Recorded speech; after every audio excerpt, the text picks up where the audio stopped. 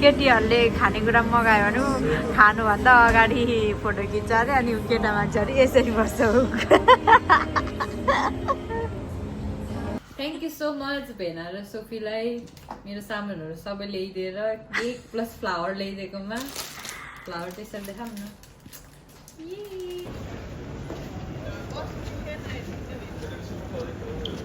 Hello everyone, good morning, स्वागत छ हजुरहरूलाई चाहिँ सोफिया ब्लग्समा। आज चाहिँ साधनासँग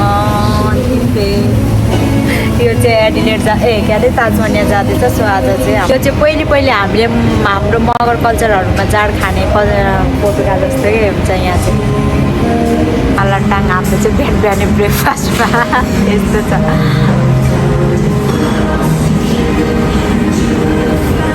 केटीहरूले खानेकुरा मगायो भने खानुभन्दा अगाडि फोटो खिच्छ अरे अनि केटा मान्छेहरू यसरी बस्छ। यो चाहिँ हाम्रो सेम नेपालको थुक्पा टाइपको हुन्छ क्या। भयो तान्नु उसलाई चाहिँ चपस्टिकले खानु आउँदैन, त्यही भएर। मालाटाङ चाहिँ मिठो हुन्छ होला क्रिको। अनि लास्ट टाइम खाऊँ न त भनेर अनि हामी खायौँ बिहान ब्रेकफास्ट। हामी चाहिँ खाइसकेर अब गएको यसकोमा लगेजहरू यति छ अरे त्यही लिनलाई। मेरो भरि आयो पर्सनल त्यस्तै जान्छ। यो पनि हामीलाई छोडेर पर्सि त यसको रुम मेसी जानला कपडा सपडा यहाँ भ्याकुम स्याकुम हानेर।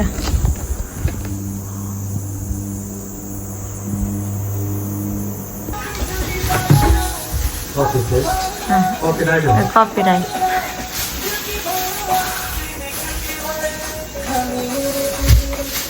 हेर्दैन यो हड्डी नाच्दैछ यहाँ, हड्डी नाचेको जस्तै देखिरहेको। हाम्रो पारा यो किन त नताउँदो रहेछ भनेको त भिडियो गर्दै रहेछ र। सबैले एक एकवटा लगेज घिसाउँदै अब चाहिँ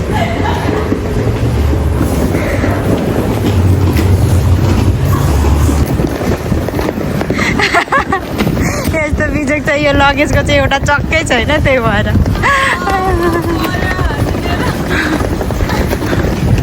यो हाँसेर मन लागिसक्यो। छुट्टा छुट्टै एक एकवटा लगेज छ, पुरै नेपालबाट आए जस्तो। हामी चाहिँ त्यसलाई रुममै छ र हामी बुढाबुढी चाहिँ त्यसलाई केक र फ्लावर्स किन्न आएको क्या। त्यसलाई फ्लावर्स चाहिँ लास्टै मनपर्छ, त्यही भएर अब जाने बेला एउटा फ्लावर्स चाहिँ किन्न भनेर।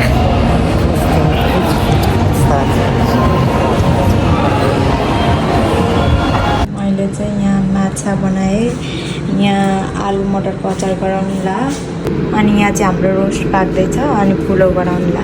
म चाहिँ अचारको लागि सामानहरू रेडी गर्दै थिएँ अनि उसले मलाई आएर हेल्प गर्यो। अनि हामी चाहिँ दुईजना गएर छिटो गरेर अनि केक काटेर अनि खाना बसिहाल्यौँ। सुरुमा चाहिँ केक काट्न थाल्यौँ। अब चाहिँ हामी खानासाना रेडी गरेर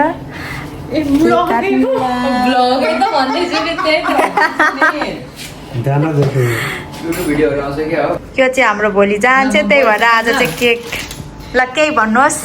थ्याङ्क यू सो मच भेना र सोफीलाई मेरो सामानहरू सबै ल्याइदिएर केक प्लस फ्लावर ल्याइदिएकोमा। फ्लावर त्यसरी देखाउँ न। First time fresh flower bouquet receive गरेको। Thank you. ताली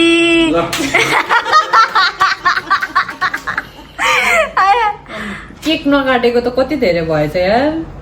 मिठो अघि नै थाहा छैन। केक पनि फ्रोजनै छ कि छैन। Happy birthday to you. Happy birthday.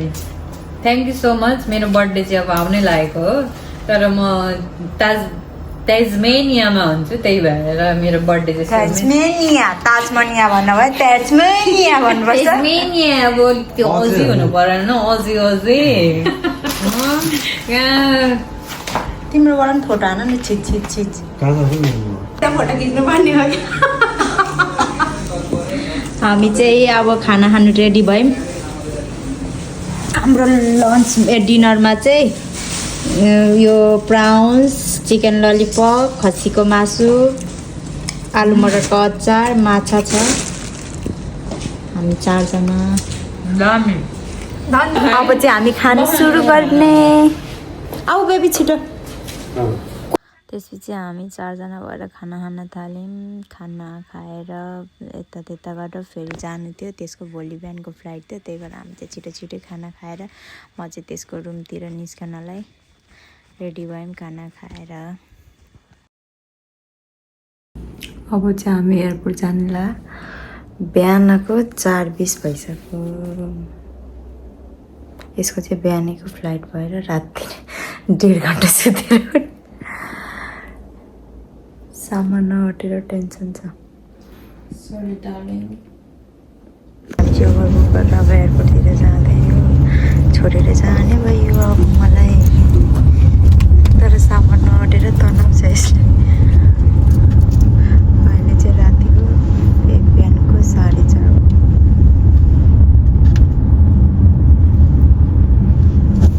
पानी परिरहेको।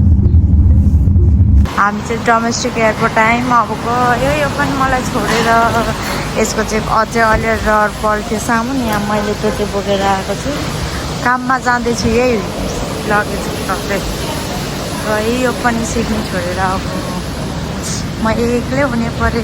No friends. अब त साथीहरू त छ, तर यो जस्तो अब मिल्ने बेस्ट फ्रेन्ड टाइपको मनको कुरा सबै सेयर गर्ने कोही पनि छैन क्या। डोमेस्टिकको चाहिँ यहीँ रहेछ चेकिङ।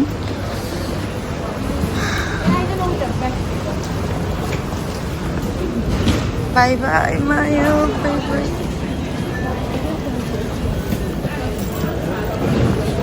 यहाँ चाहिँ ब्याग जोग्नेहरू रहेछ। यसको कति केजी छ भने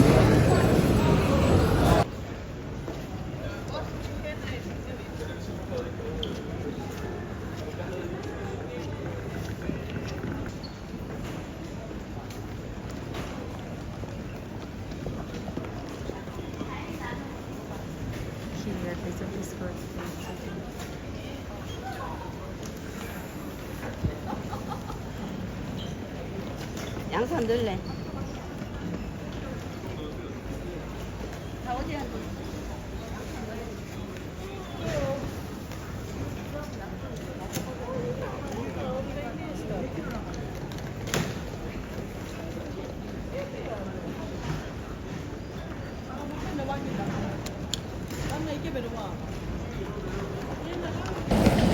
चेकिङ नै छ, त्यही भएर म चाहिँ यहाँ बसिरहेको छु।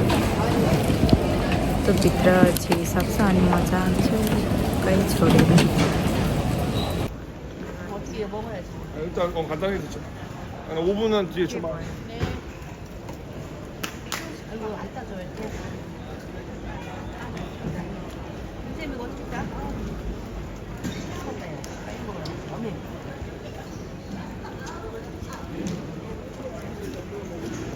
सामानहरू सबै राखेर गइसक्यो।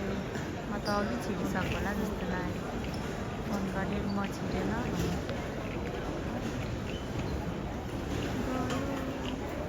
अब चाहिँ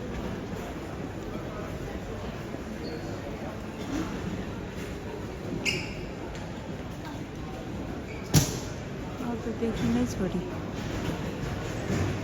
अब तँ पनि छिरिसके। अब म पनि जान्छु। मेरो नि काम छ 6:30 बजेबाट। 1 घन्टा सुतेर काममा जान्ला।